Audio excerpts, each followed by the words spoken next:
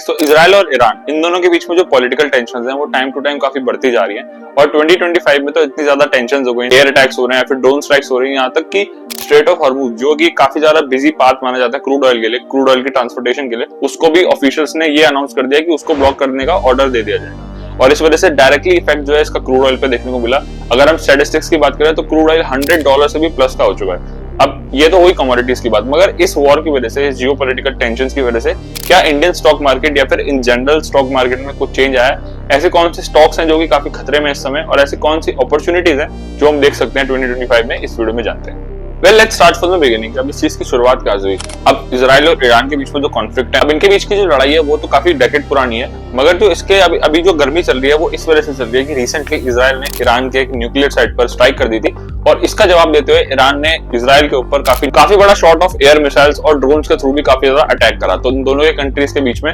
वहां से जो है एक kind of cold war start हो गई। अभी दोनों ही कंट्रीज मिडिल ईस्ट में बिलोंग करती है, जहां से वर्ल्ड का टोटल 30% जो है ऑयल सप्लाई होता है और अब ये जो एरिया है वो मोस्टली जो है कॉन्फ्लिक्ट जोन बन चुका है और कोई भी कंट्री नहीं प्रेफर करेगी कि वो अपने ऑयल की ट्रांसपोर्टेशन एक कॉन्फ्लिक्ट जोन में करे। अब ऐसी वॉर लाइक सिचुएशन जहां पे जो हर चीज है काफी नेगेटिवली जा रही है, क्या इस टाइम पे कोई पॉजिटिव चीज भी हो सकती है जो कि काफी बड़ी अपॉर्चुनिटी रिटेल इन्वेस्टर्स दे सकते हैं? डेफिनेटली एक अपॉर्चुनिटी है। ऐसी 4 इंडस्ट्रीज मुझे लगता है जो काफी ग्रो करने वाले हैं, जिनको काफी बेनिफिट मिलने वाला है इस सिचुएशन से। तो जो पहली इंडस्ट्री है वो होगी ONGC और ऑयल इंडिया की इंडस्ट्री। अब फॉर एग्जांपल, अब बेसिकली ये सारी जो इंडस्ट्रीज है वो ये करती है कि जो क्रूड ऑयल होता है, क्रूड ऑयल को अलग अलग चीजों में, जैसे पेट्रोल हो गया, डीजल हो गया, इन सब में एक्सट्रैक्ट करने का काम ये सारी कंपनीज करती हैं। अब एज वी ऑल नो कि इनका जो मेन काम है वो ऑयल के सराउंडेड है, तो अगर ऑयल का प्राइस बढ़ता है तो इनकी जो मार्किंग है वो भी बढ़ेगी और इनकी कॉस्टिंग भी बढ़ेगी और एज वी ऑल नो कि ऑयल की डिमांड तो बढ़ ही रही है और इस वजह से भी काफी इनको पॉजिटिवली बेनिफिट होने वाला है। अब अगर वॉर लाइक सिचुएशन है तो ऑब्वियसली जो हमारी गवर्नमेंट है वो अपने सिक्योरिटी पे भी फोकस करेगी और इसी वजह से जो बड़े बड़े डिफेंस के स्टॉक्स है, फॉर एग्जांपल HAL हो गया, फिर भारत डायनेमिक्स हो गया,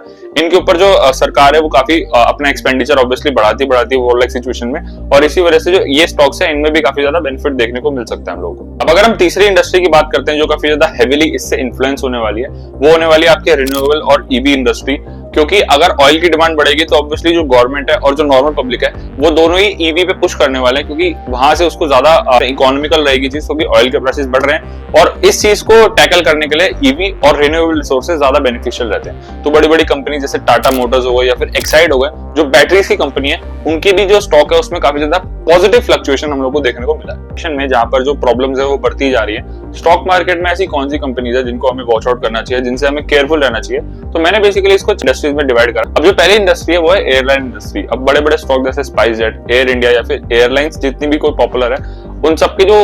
स्टॉक्स है वो हमें काफी नेगेटिवली देखने को मिले। नेगेटिवली उनमें फ्लक्चुएशन नहीं है क्योंकि ये इसके पीछे कॉमन सेंस है कि अगर फ्यूल की शॉर्टेज होगी तो फ्यूल का जो प्राइस है वो ऑब्वियसली बढ़ जाएगा और अगर फ्यूल का प्राइस बढ़ जाएगा तो जो प्रॉफिट मार्जिन है बड़ी बड़ी एयरलाइंस के वो भी कम हो जाएंगे। अब जो दूसरी इंडस्ट्री है, मैं जिसको मानता हूँ कि जो काफी अफेक्ट हो रही है इस सिचुएशन की वजह से, वो है हमारी लॉजिस्टिक कंपनीज। बड़ी बड़ी डिलीवरी कंपनी जैसे ब्लू डार्ट हो गई या फिर डिलीवरी हो गई, या प्रॉफिट्स में भी हमको काफी प्रेशर देखने को मिलेगा। अब जो तीसरी इंडस्ट्री है वो मैं मानता हूँ ऑटोमोबाइल इंडस्ट्री। बड़े बड़े कंपनी के स्टॉक्स हो जैसे Hyundai हो गए या फिर टाटा हो गए, इन सारी कंपनीज में हमें फ्लक्चुएशन इसलिए देखने को मिल रही है कि अगर फ्यूल में मान लो शॉर्टेज हो गई तो इस वजह से जो ऑटोमोबाइल जो पब्लिक अपने डोमेस्टिक यूज के लिए खरीदती है उसको भी लगेगा कि यार फ्यूल तो महंगा हो रहा है और इस वजह से जो डिमांड्स हैं वो कंपनी में काफी ज्यादा कम हो जाएंगी ऑटोमोबाइल्स की। और ये दिखा भी है क्योंकि जो बड़ी बड़ी ऑटोमोबाइल्स के कंपनी के स्टॉक्स हैं वो काफी ज्यादा हमें नेगेटिवली फ्लक्चुएट होते हुए दिखे हैं। इस चीज का जो कंक्लूजन है वो काफी ज्यादा सिंपल है। अब ऐसी वॉर लाइक सिचुएशन में काफी ज्यादा जो मेजॉरिटी इन्वेस्टर्स होते हैं वो एक सेफ एसेट मैनेजमेंट ढूंढते हैं, लेकिन जो एक स्मार्ट इन्वेस्टर होता है वो ये देखता है सबसे पहले कि इस सिचुएशन की वजह से